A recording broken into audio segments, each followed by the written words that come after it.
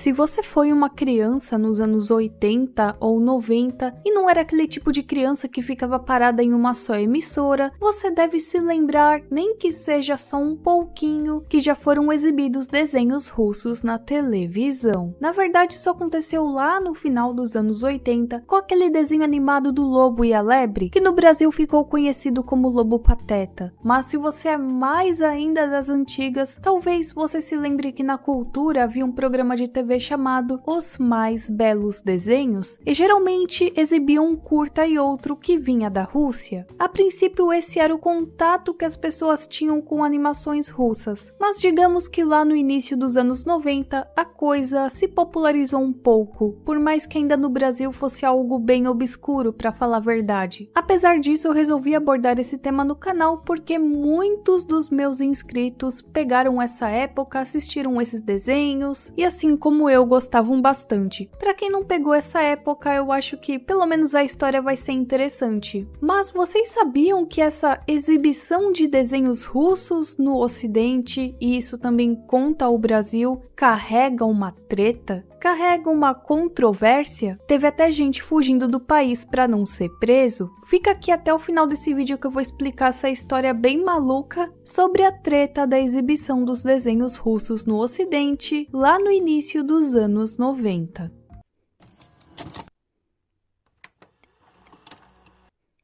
Eu gostaria muito de falar a respeito da animação russa um dia aqui no canal, falar a respeito da história de uma maneira mais detalhada, mas aqui eu vou focar na Soyuz Multfilm, que é o estúdio de animação mais importante da Rússia. Na história da animação, a Disney já estava chamando muito a atenção de vários países, de várias indústrias, de vários estúdios, lá na década de 30. Então Viktor Smirnov, não Smirnoff, né, que chefiou a Ankino Corporation, que era uma empresa com sede em Nova York responsável pela distribuição de filmes soviéticos na América do Norte, recebeu a tarefa de estudar os processos de animação nos estúdios Disney e Fleischer, outro estúdio também que chamava bastante atenção mundo afora. No ano seguinte, o Smirnov retornou a Moscou e fundou a Oficina de Animação Experimental sobre a diretoria principal da indústria fotocinematográfica, onde ele e sua equipe começaram a desenvolver desenhos animados no estilo Disney. Aliás, lá em 1935, o próprio Walt Disney enviou um filme com curtas-metragens de Três Porquinhos e Mickey Mouse para o Festival Internacional de Cinema de Moscou, que deixou os animadores e autoridades soviéticas bem impressionadas. E é a partir daí que nós temos a criação da Soyuz Multfilm. Já produziu mais de 1.500 filmes para televisão e cinema, que receberam diversas premiações nacionais e internacionais. Vocês sabiam que o estúdio foi alocado nas instalações das igrejas ortodoxas de São Nicolau? Isso porque elas tinham sido fechadas pelas autoridades soviéticas. Teve um templo que eles usavam como estúdio que só foi devolvido à igreja ortodoxa lá em 1991, enquanto um outro foi devolvido só em outubro de 2017. Durante os primeiros 4 anos, alguns dos principais animadores se concentraram na criação de curtas no estilo Disney, utilizando todas as técnicas possíveis que a Disney usava também. Aí nós tivemos a época da Segunda Guerra Mundial, onde foram criados vários desenhos animados de cunho político, isso não só na Rússia, né, nos Estados Unidos também. Porém, lá depois do final de todo esse conflito, os seus recursos eram muito limitados. A equipe, que antes era grande, agora só tinha 19 animadores. Isso porque o resto perdeu a sua vida durante o cerco de Leningrado. Mas ainda assim eles continuaram lançando curtas e longas metragens que lhes trouxeram reconhecimento internacional. Um deles, inclusive, foi usado pelo próprio Disney como ferramenta de ensino para os seus artistas. Vai vendo, né? Só que a gente sabe o que aconteceu após a Segunda Guerra Mundial. Começaram várias campanhas ideológicas então, incluindo a luta contra o disneyismo, porque até então eles queriam, né, os padrões Disney de qualidade em seus desenhos, mas como agora eles eram inimigos, as coisas tinham que mudar, né? Então assim eles puseram fim às técnicas de modelos cinematográficos americanos, criando algo assim mais diferente. Tanto é que em 1948 teve um curta-metragem de comédia chamado O Campeão, que foi acusado de formalismo e antropomorfismo após a campanha anti-Disney da Guerra Fria. Apesar disso, eles usavam algumas técnicas que a Disney também usava em suas animações. Tudo isso permitiu o lançamento anual de longas metragens de destaque com altos valores de produção, como A Noite Antes do Natal, O Menino Encantado e As Aventuras de Pinóquio. Ao longo dos anos, eles foram desenvolvendo as suas próprias técnicas de animação e os seus próprios estilos também, e é do final dos anos 60 que nós temos a criação de um desenho muito popular na Rússia, que no Brasil também foi ao ar, que é o Lobo Pateta, que na Rússia é conhecido como No Pogodi. Aliás, para quem não sabe, esse desenho era exibido na Globo e também já teve um lançamento em VHS. Você me paga! Lobo Pateta. Já na década de 70 a 80, o estúdio se tornou o maior estúdio de animação da Europa, empregando mais de 500 pessoas e lançando mais de 1000 filmes. Porém, a gente sabe o que foi acontecendo com a União Soviética, tivemos a queda da União Soviética, e a gente já começa a ver isso um pouco nas próprias produções. Vocês se lembram daquele filme que passava no Matinê Cultura, As Aventuras do Pinguim Arteiro, que na verdade se chama As Aventuras de Lolo, o Pinguim? Então, para quem não sabe, esse filme, ele é uma coprodução entre a Rússia e o Japão, que foi produzido lá em 1986. Então a gente já começa a perceber que eles estão abrindo mais as suas portas para o Ocidente, né?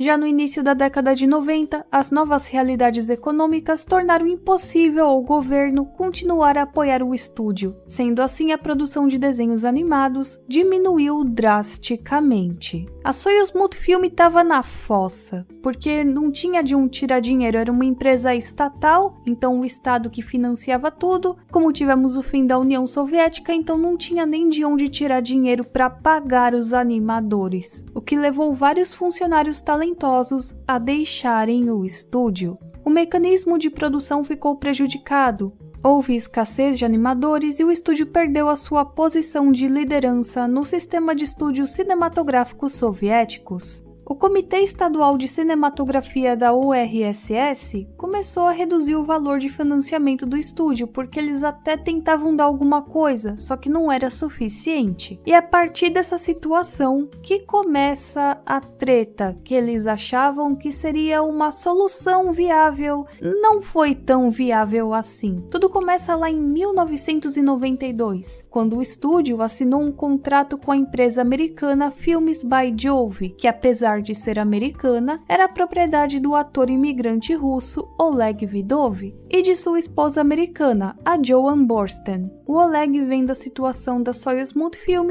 teve uma brilhante ideia. Ele criou um acordo com o estúdio que estipulou que a Films by Jove, a sua empresa, receberia o direito de 547 dos filmes clássicos do estúdio, sendo esses os mais populares, por um período de 10 anos, e isso em todos os territórios. Então isso não valeria apenas para os Estados Unidos. Foi assim então que nós tivemos contato com aqueles desenhos russos na TV Cultura. ZYB 851, Rede Cultura, São Paulo. O planeta Terra observado do alto com a ajuda de um satélite na série Nosso Mundo, Nossa Nave. Hoje, 8 da noite. Assista agora Filhotes. Ou na Band, ou sabe aquela coleção da Estadão que vinham os VHS e cada VHS vinha um desenho russo? Então, foi graças a esse acordo. Eu não sei como teria sido se não houvesse esse acordo. Talvez as animações russas chegariam aqui de uma maneira diferente, bom, não sei, né? E esse contrato duraria por 10 anos. Como parte do retorno, a Soyuz Multifilm receberia 37% do lucro líquido. Então, a princípio, pareceu bem interessante, seria exibido em vários países, teria lançamento em VHS, seria exibido na televisão e parte desse lucro iria todo para a Soyuz Multifilm. Então eles nem pensaram duas vezes, né? Assinaram logo o contrato. A Films by Jove restaurou muitos dos filmes e lançaram muitos deles na televisão, vídeo e depois em DVD. Enquanto isso, lá na Rússia, em 1993, Sergei Anatolievich Skuliabin, sim, esse é o sobrenome da pessoa, né? Quase Skylab, que na época tinha 24 anos, foi eleito diretor da Soyuz Multfilm por sugestão do conselho do estúdio. O Sergei Skuliabin prometeu transformar o estúdio em uma sociedade anônima, que, para quem não sabe, é uma entidade empresarial na qual as ações da empresa podem ser compradas e vendidas pelos acionistas. Esse era o plano, né? Só que não foi bem isso que aconteceu. Em vez disso, ele assinou um novo contrato com o Vidov, lá do Filmes by Jove, estendendo o contrato de 10 para 20 anos. Então agora, a Filmes by Jove poderia exibir todos os desenhos russos por 20 anos na televisão. Na verdade, o plano do Sergei era vender os direitos exclusivos de todos os filmes passados e futuros para sua empresa fictícia, o que no final levaria a Soyuz Multfilm à falência. Oi, gente, eu tava pesquisando mais sobre esse tal Sergei Skuliabin e eu encontrei esse site aqui. Eu achei interessante adicionar essas informações aqui no vídeo, porque eles falam assim, né, que o Sergei assumiu ilegalmente o controle da empresa e usou bandidos contratados para manter os animadores na linha e impedir que os funcionários do governo exercessem autoridade legal. O diretor jurídico da Soyuz Multfilm manteve-se muito discreto, depois de ter sido espancado em um beco e forçado a ir ao hospital com ferimentos na cabeça. E durante esse período, muitos documentos foram assinados ilegalmente por Skuliabin em nome da Soyuz Multfilm. Aqui eles citam que essas informações são do site animator.ru e de um outro site também, que é o utro.ru.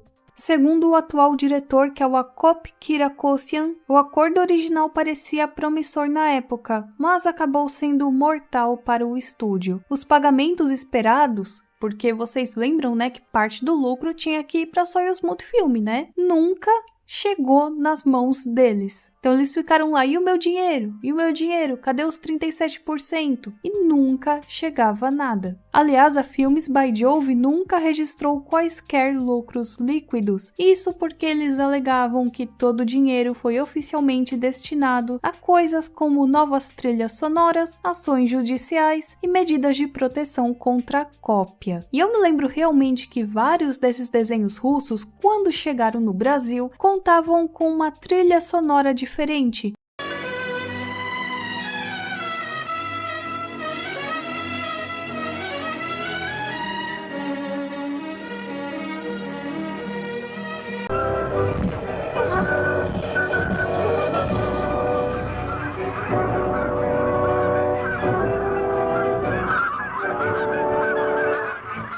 E eu lembro que só depois, quando eu fui assistir esses desenhos russos no YouTube, que eu descobri que não se tratava da mesma trilha sonora. Quando os animadores perceberam que o Sergei Skulhambacho estava tentando fazer, eles conseguiram derrubá-lo com a ajuda do Sindicato de Cinematógrafos de Goskino, embora o Ministério da Fazenda do Estado ainda se recusasse a intervir e devolver ao estúdio o status de antes. Era do Estado, então o Estado que decidia tudo a respeito, né? Como eles mesmos dizem, nos próximos 2 anos, né, de 97 a 99, a Soyuz Multfilm existia em modo luta. Nesse momento, a produção cinematográfica é quase totalmente interrompida e o Estado suspendeu o financiamento, além de que a equipe criativa do estúdio estava acabando. O Sergei também se recusou a deixar o cargo de diretor, e isso foi até dia 30 de junho de 1999. Quando aí entra um outro Sergei na história, dessa vez é o Sergei Stepashin, que assinou uma ordem muito esperada que transformou a Soyuz Multfilm em uma empresa estatal da Rússia. Sendo assim, agora o Estado era responsável pela produção e pelos direitos de acervo dos filmes. E como lembrou Jacob Kirakossian, devido à inexperiência, eles contrataram Sergei Skuliabin como diretor, que se revelou simplesmente um criminoso. E pasmem, detalhezinho aqui pra vocês, esse Skuliabin, depois que deu toda essa treta e a Soyuz Multfilm voltou a ser do Estado, ele fugiu pra América. Isso por conta de tudo que ele fez. Ele tinha 2 opções: tancar a prisão na Rússia ou tancar os Estados Unidos sendo um imigrante ilegal. E dessas 2 opções, a gente já sabe o que ele escolheu, né? Continuando aqui o relato do Jacob, ele diz que o Skuliabin tinha uma tarefa, que era levar a empresa à falência e liquidá-la. E realmente, né? Era o que ele queria mesmo. Como o Sergei não tinha um estúdio nem nada, isso significa que ele não tinha despesas, então a receita sempre entraria no bolso com a venda da coleção antiga. Felizmente recuperamos o juízo a tempo, o acadêmico Likachev nos apoiou e conseguimos recapturar a Soyuz Multfilm dos bandidos. Então tá, né, recuperaram tudo mais, mas o que aconteceu com a Filmes by Jove? Até porque o que a gente se lembra? A gente se lembra dos desenhos russos, a princípio sendo exibidos lá na TV Cultura, no programa Mundo da Fantasia, além de que a Band também chegou a exibir alguns dos desenhos e filmes. E isso foi entre os anos 90 até metade dos anos 2000, quando de repente a gente já não via nenhuma animação russa na TV. Na verdade, infelizmente, a gente até via alguma coisa, né? Mas aqui eu estou falando mais precisamente desses desenhos russos da Soyuz Multfilm. Já é algo bem obscuro, e depois dessa sumida da televisão se tornou algo mais obscuro ainda. Por que isso aconteceu? Do nada, nenhuma emissora mais exibia nenhum desenho russo no Brasil. Lá em 2006, a Soyuz Multfilm anunciou que pretendia reter os direitos de distribuição de clássicos de animações soviéticas pela empresa Filmes by Jove. Aliás, essa história toda, essa treta toda tem um grande plot twist, porque do nada simplesmente chega o empresário Alisher Usmanov, que compra a coleção de desenhos animados do Filmes by Jove e devolve à Rússia. Alisher Burkanovich Usmanov, nascido em 9 de setembro de 1953, lá no Uzbequistão, é um empresário russo, bilionário e fundador da USM Holdings. E essa empresa nada mais é do que uma das maiores holdings mineiras e metalúrgicas da Rússia e um dos principais produtores mundiais de produtos de minério de ferro. Ou seja, né, não é pouca coisa. O acordo foi concluído dentro do valor indicado por especialistas americanos, que o estimaram entre 5 e 10 milhões de dólares. Para um bilionário, dono de um grande negócio que é importante para o mundo inteiro, 5 milhões de dólares é o que, meus amores? Nada. Essas informações elas estão sob condição de anonimato, então nós não sabemos exatamente qual foi o valor que ele pagou, mas o que sabemos é que foi entre 5 a 10 milhões de dólares. Eu acho que foi 5 milhões, alguma coisa entre 5 a 7 milhões, né? Esse é o meu palpite, porque o Usmanov estava disposto a pagar várias vezes menos, pois considerava que os direitos já pertenciam à Soyuz Multfilm e que ele próprio está apenas comprando as cópias físicas do filme. Já do outro lado, os advogados do Oleg Vidov, que é o dono do Filmes by Jove, afirmaram que ele criou um mecanismo bem sucedido para promover desenhos animados soviéticos e russos no exterior, investindo muito dinheiro na restauração, dublagem e tradução de desenhos animados soviéticos. Porque lembra que eu falei para vocês do lucro de 37%? Então, né, segundo o Filmes by Jove, era todo gastado com restauração, dublagem e etc. Ele diz em uma das entrevistas da BBC que vários filmes precisaram de uma super restauração porque a situação estava feia e que ele se dedicou ao máximo para que a restauração ficasse melhor possível. E que, segundo o Oleg, foram por esses motivos que nunca sobrava um dinheiro para enviar para a Soyuz Multfilm. Além disso, seus representantes relataram que, com parte dos recursos da transação, Vidov e sua esposa, que era coproprietária da empresa, pretendiam abrir uma fundação de caridade para veteranos da Soyuz Multfilm. E para finalizar, de acordo com a assessoria de imprensa de ambas as partes, em 3 de setembro de 2007, a Swinstar Holdings, que também é uma empresa do Usmanov, adquiriu a Filmes by Jove. Sendo assim, ele possui direitos de propriedade intelectual sobre os desenhos animados russos, que antes eram do Oleg. Só que aí o Usmanov comprou e devolveu para a Rússia. Claro que a Soyuz Multfilm contesta a legalidade desse negócio, mas acabou desse jeito aqui. Então, em setembro de 2007, o acordo foi finalizado e os desenhos foram entregues ao canal de TV infantil estatal russo, que é o Bibigon. E essa é a história da treta dos desenhos russos no Ocidente. Quem diria que esses desenhos carregavam uma história como essa? E agora sejamos francos, né? Como que nós fomos de desenhos como esses daqui para o quê? O que temos hoje de desenho russo na TV, Masha? e urso. Gorbachev que me perdoe, mas eu acho que o urso também mereceria um Nobel da Paz por aguentar essa garotinha aqui. Brincadeiras à parte, ainda existem muitos desenhos russos bons, alguns filmes foram exibidos no Matinê Cultura também, como eu já falei na minha série de vídeos sobre os filmes do Matinê Cultura. Aonde que vocês tiveram contato com essas animações russas? Foram por meio dos VHS, da TV Cultura ou da Bandeirantes? Ou por meio das 3 opções? Eu sinto bastante falta deles na televisão, mas pelo jeito eles não voltarão outra vez. Se você gostou desse vídeo, pode comentar aqui embaixo. Você também me ajuda muito caso você compartilhe esse vídeo, se inscreva e participe aqui do canal. Nós temos vários vídeos falando a respeito de nostalgia, Lost Media, uns icebergs bem bacanas. E é isso. A gente se vê na próxima e tchau, tchau!